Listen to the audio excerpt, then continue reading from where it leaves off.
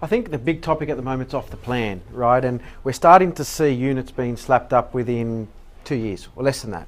And I've just had a client recently who took a property in Little Bay. Richard Cooks was a developer, and this unit was a mess. So much so that I didn't believe what she was saying. I met her on a Saturday and actually physically went out there to see it. I've never seen poor workmanship in my life. Probably as bad as what Scott faced in Queensland. What are you recommending to those particular people who are, going through a pre-settlement inspection or have gone through their pre-settlement inspection? You've got the agent and the developer hounding them. Notice to complete, notice to complete. What are you saying to those people? We go back to the contract.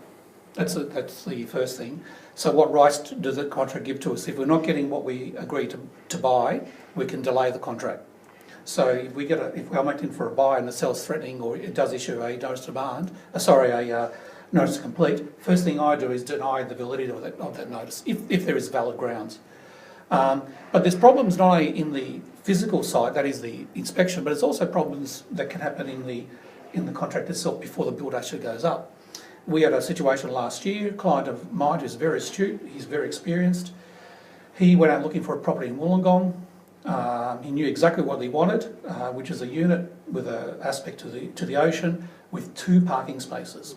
That was absolutely critical because they were looking at when they do retire, they might live there, and they needed 2 parking spaces. Very hard to get.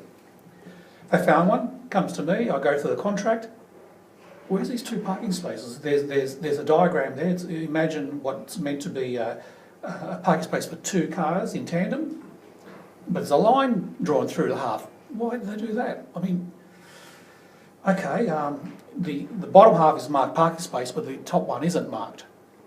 I'm a bit suspicious. It helps to be cynical too.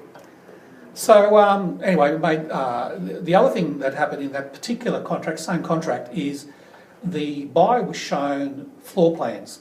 One floor plan, typical floor plans for that development. One floor plan had a balcony going across 3 rooms, the living room and 2 bedrooms. So you can imagine a great ocean view across, and you have a balcony going across the 3 rooms. And one other typical floor plan had the balcony probably big enough to put 1 chair on. So, well, it's just a design. I mean, so he was told he'll get the floor plan with the balcony going across the 3 rooms.